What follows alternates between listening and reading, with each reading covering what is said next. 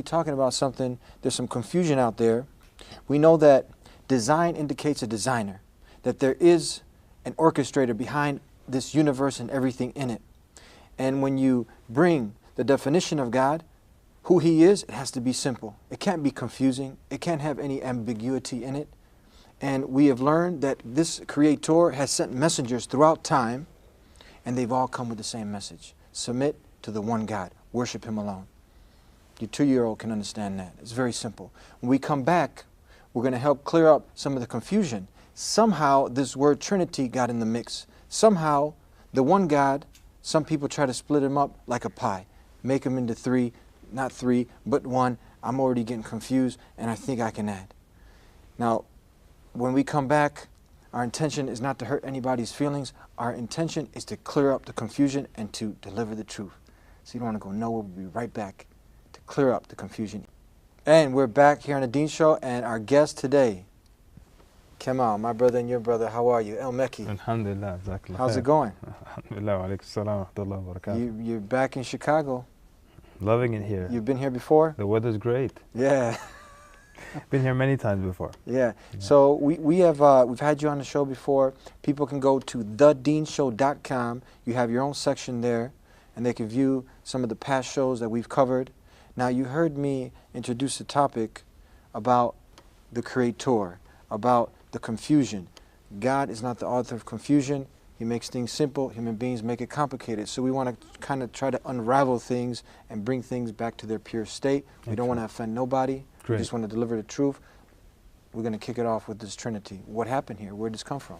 Yeah. So this is what we need people to do. People need to step outside of the box for a moment and look again. Take another critical, unbiased, and analytical look at what they're doing and what they believe in. Does it make sense once you step out of the box? And now this is the introduction before we start talking about the Trinity. Mm-hmm. Because the Trinity, as much as some people on earth firmly and strongly believe in it, I believe actually nobody really understands how it works. The concept of something, the 3 things that are one, even though they are physically separate items. And we don't have anything on earth that can be described in that similar manner. So what happens is, sometimes people need to just take a pause and step back and look at what they're believing in. Does it make sense when you take a step back or not? We did this one time. We had a discussion with 5 missionaries, and they were in charge of teaching Bible study at our university in Virginia. Yeah. And we started by getting them to think outside of the box. So we asked a simple question. The question was, is the Trinity 3 in 1 or 1 in 3? And basically, there were 5 missionaries, and they were teaching Bible study. They should know the Bible very well, but they were quiet. They were all looking down and thinking, was it 3 in 1 or 1 in 3? And I let them keep thinking. They kept thinking and kept thinking and kept thinking.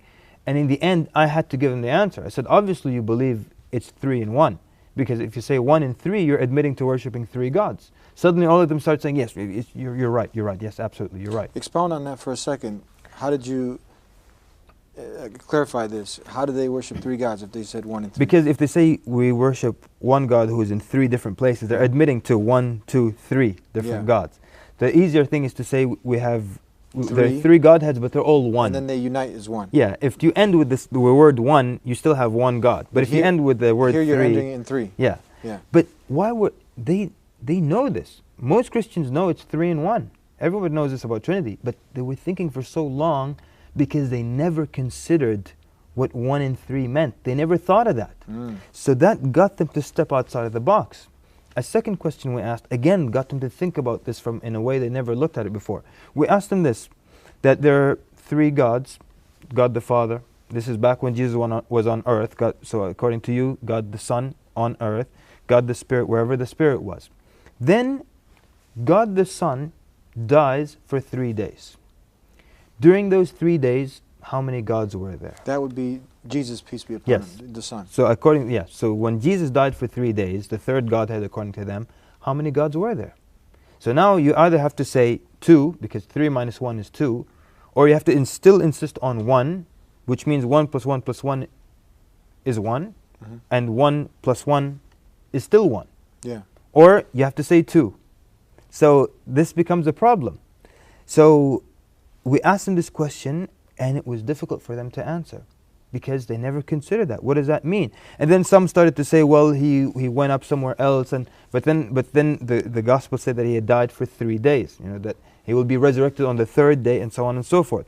So it caused a problem, and it got people to think outside of the box. How could this be that 1 + 1 + 1 is 1, and 1 + 1 is still 1?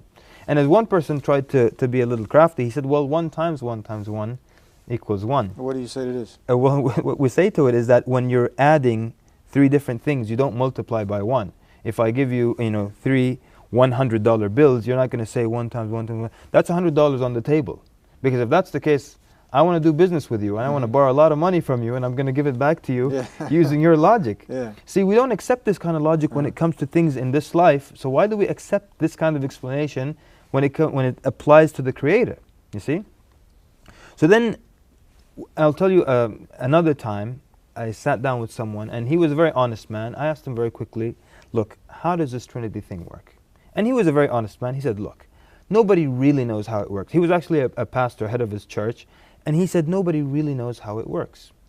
So then the next question was, why would Allah reveal something that you can't understand and link it to your salvation? Say that again. Why would God, the Creator of the heavens and the earth, reveal something to you that you can't understand, which is Trinity, and link Trinity to your salvation? Let's hold it right there. Okay. We're going to take a break, and then you're going to tell us the rest of the story.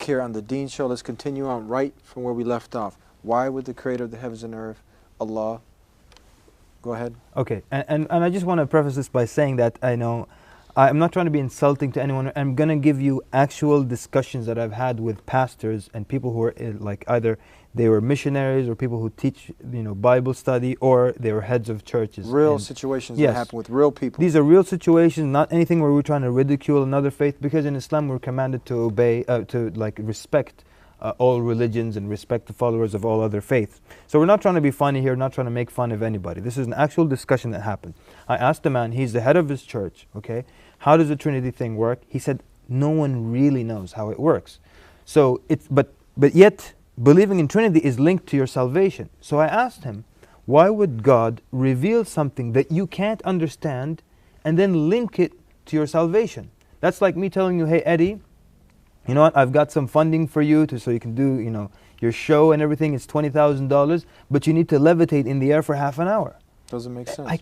You can't do it. So why would I give you the reward or link your reward to something you can't do? Why would God link your salvation to a concept that nobody understands? Nobody understands it. I mean, this is a pastor telling me no one understands it, really. No one can truly explain it. But now if they come with these explanations about the egg and the yolk, the water, and all these other things that people might come up. They're all analogies that once we the egg basically is saying that the egg is composed of 3 ingredients, but it's one egg. Yeah. But the problem is that when you physically separate the ingredient, it's not an egg anymore. You know, if you see the white on the floor, you're not going to think that's you won't know what it is actually. Yeah. So it's not called an egg. So the same thing, the triune gods were physically separate. So you can't call them one. They're not even in one location. Mhm. You know. What about the water? With the water, ice. yeah, that it's solid, liquid, gas, or ice, liquid, Yeah. and vapor. But the problem is, again, this is an example of 1 and 3, Mhm. not 3 and 1, Yeah. as we had agreed that So Trinity is 3 and 1. Uh-huh. So you can't give an example of 1 and 3 water, which is one thing, in 3 different states, Yeah. to explain 1 and 3 and 1. Mhm. It doesn't work out. Yeah. So you might ask, well, there are many things we don't know about God. I mean, we don't know everything about God, so why can't we not know about the Trinity? No, because Trinity is linked to your salvation. Take an example now in Islam. In Islam, you'll find the things that are essential to you going to paradise are very easy to understand, right? For example, one of the things that I find quite complicated in Islam is Islamic finance. Okay, I don't know if you ever looked into it. Kind of very tricky, very complicated, very intricate. Imagine to get to paradise in Islam, you had to understand Islamic finance. That would be a nightmare. Yeah. Paradise would be empty. But to get to paradise, you have to understand a very easy, simple concept, like you said in the introduction. A 2-year-old can understand it. There is one God. That's it. That's it. Hey, do we need night classes for that? That's it. No. There's one God. That's the end of the story. We don't need to explain anything. Any other number you need to explain. How they're 2, how they're 3, how they're 7. You need an explanation. But one God, you don't need an explanation for that. So it can't be that, well, we don't understand many things about God, therefore Trinity is one of those things. No, Trinity is linked to your salvation. It has to be easy to comprehend. The simple man in the street has to be able to understand the message that is linked to his or her salvation. So then he did kind of start to go down the route where saying, you know, well, it's actually a mystery, you know, it's very mysterious and God works in mysterious ways. And as you quoted earlier, you know, it says in the Bible that God is not the author of confusion. So where would this mystery come from if God didn't author the confusion? And so just by asking these questions now, the man was beginning to see, to step outside of the box, you know, and see that this can't be the case. And I actually asked him a question, and again, I'm going to try to quote exactly what I said to him and what he said to me. I asked him, I'm not asking you which one you prefer, which one you like more, which one you love. I'm asking you which makes more sense to you. The concept of God in Islam, that there's only one God that's worthy of worship. He has no partner, no children, no relatives, nobody gives birth to him, and he doesn't give birth to anyone. Or the concept of God in Christianity, the triune God specifically, who is 3 in different physical locations, but is still one. One of them dies, instead of becoming 2, there's still one. Which is easier to comprehend? And I quote the man, the pastor, the leader of his church. He said, the one that is more intellectually satisfying is the Islamic version. Now, did he continue on that path of worshiping God as 3 parts but one in the Trinity, or did he come around to accepting? No, he continued. He's the leader. Why do people just continue to do that? It's just more based off emotion and just habit now? Yeah, it's a lot of things. Like sometimes, and I've actually met people who said, yeah, I like what you're saying, and it makes more sense to me, and I'm more comfortable with it. But this is who I am, or this is what my parents were, and I can't, and I'm comfortable this way. You know, many people don't want to leave the comfort zone. Many times people know that it's better for them to stop doing something, and they continue. Let's take the easiest example, smokers. Yeah. They know they should stop, but they keep going. Yeah. So it applies, and it can be... This is a really good example. I had actually a situation where the gentleman, before I can finish the sentence, he basically finished it for me, that he knows that it kills so many people. He knows, he actually said that he went to the class and he saw the lungs at their worst point, where it's black, and even the professor who was teaching the class went outside with him to have a smoke. Wow, after all that. After all that. So sometimes there are many different things that pull on the individual to not make the change, even if they feel this is the right change, you know? And you know, like I said, there are 1,001 different reasons. So that's, you think that's one of the main ones? It just, now it's who I am. This is what I do. It just, I got to do it. For some people also, you cannot offset 50 years of belief with 10 minutes of explanation, albeit even if it's excellent explanation, you can't offset 50 years of what I used to be. So And in the end, you know, the ultimate guidance is in the hands of Allah, of course. Continue on giving us some more examples. We'll be right back. Have you spoken to other people? This was a minister or a deacon or this person that you were talking about? Yeah, he was like he was the pastor of his church. Yeah. There was another time, and again, I'm going to try to only quote actual things that happened to me personally, so that no one thinks either we're making things up or trying to be insulting or anything.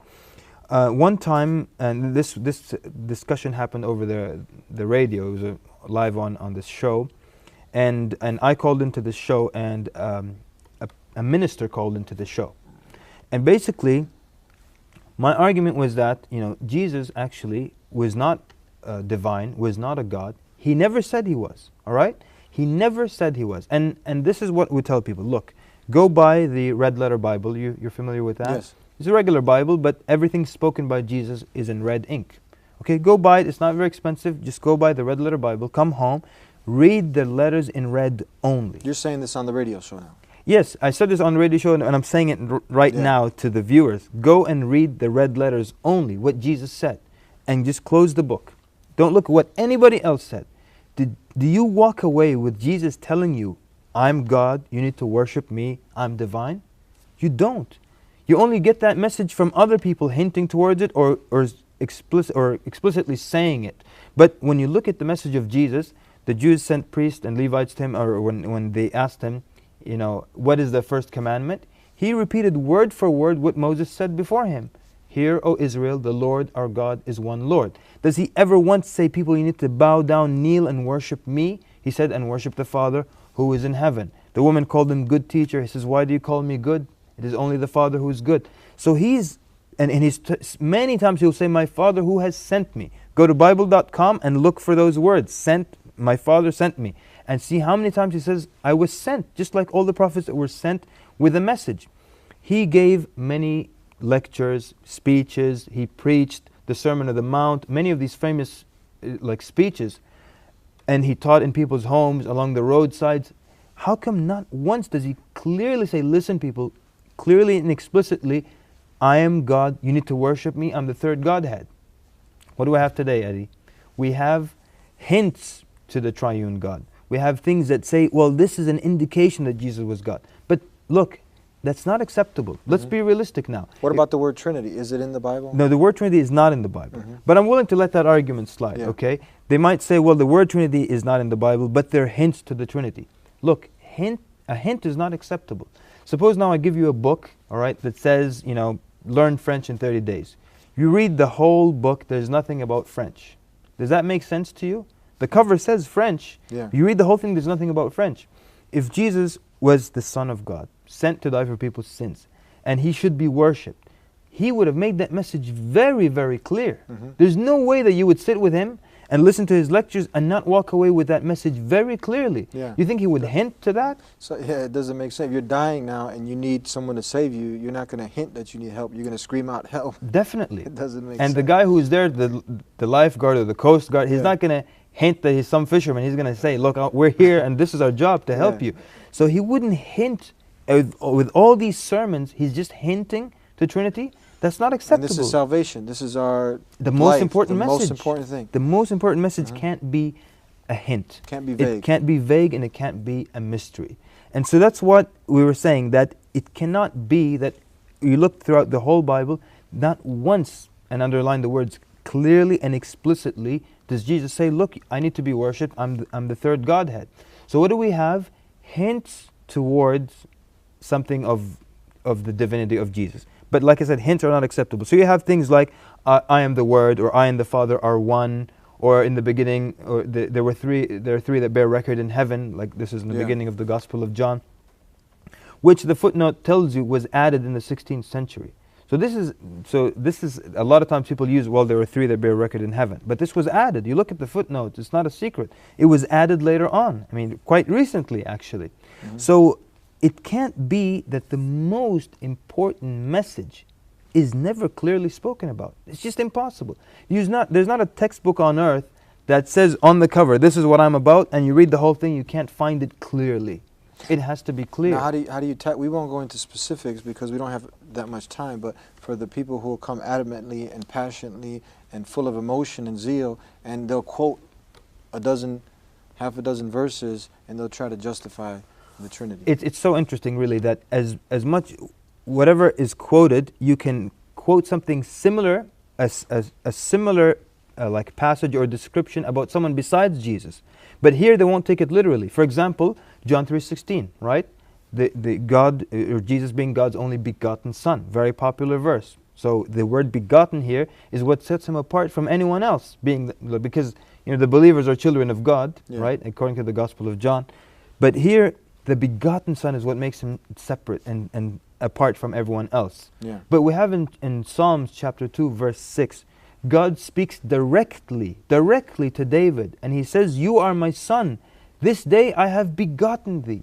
Now, people don't take this literal. We have the word begotten here, spoken directly from God to David, and yet people don't see him as one of the sons of God. They don't take it literally here, but here they do.